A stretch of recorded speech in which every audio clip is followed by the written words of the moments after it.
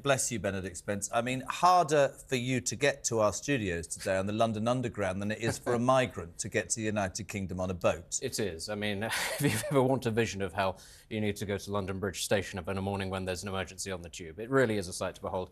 I think... Breath, my boy.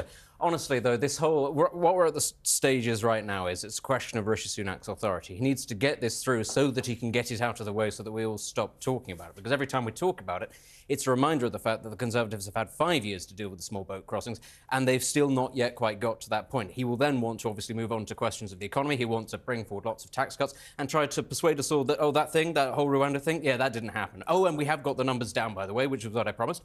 I promised to get them down to 0, but I've got them down slightly, but that's OK. And I think that that's at the stage where we're at now, where the Prime Minister is literally just trying to say, it's OK, guys, I've got control over my own party, when in fact everybody knows that he doesn't. I mean, earlier, Hugo, we were speaking to Damien Green, who said, I suspect that the Rwanda plan will be a deterrent.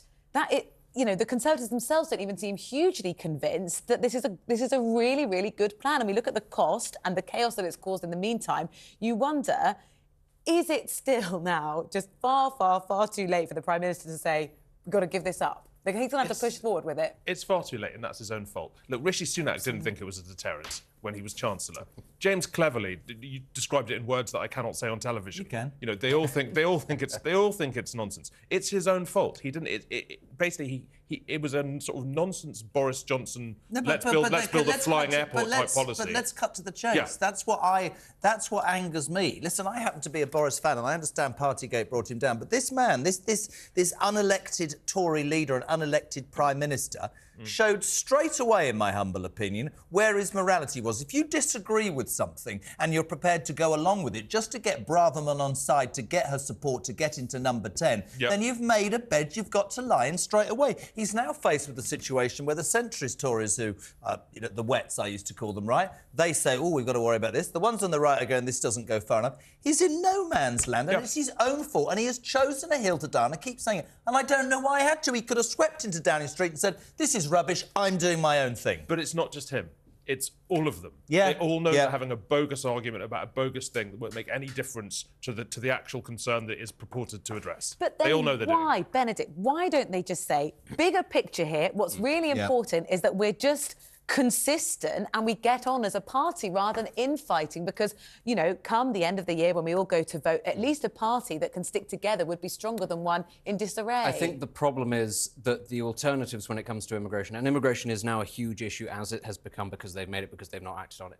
The true solutions to immigration are not very popular, ultimately. If it includes speeding up of processing, that ultimately will mean a lot of people have their applications rejected or approved that perhaps needed more time to be taken over. If you want to deport a lot of people, it's very expensive to do. And as we've seen with this government's decision to outsource that to commercial airlines rather than paying for their own planes, actually it can be very difficult because passengers and pilots say, no, we don't want anything to do with that. You can't say, OK, let everybody in, because you alienate an awful lot of voters. It is now a significant issue in just about every constituency. But you can't say send them all home, because you will end up sending people who deserve to be here and who need sanctuary home as well. But why haven't we got a processing system after 13 years because of it's the Tories expensive. in power? Because it's expensive, that's why. They don't want to do this, ultimately, because it's very expensive, it's very bureaucratic, it involves a huge amount of infrastructure building, if nothing else. They need to hire more people in the Home Office, which is this thing that they've been trying to streamline for however long.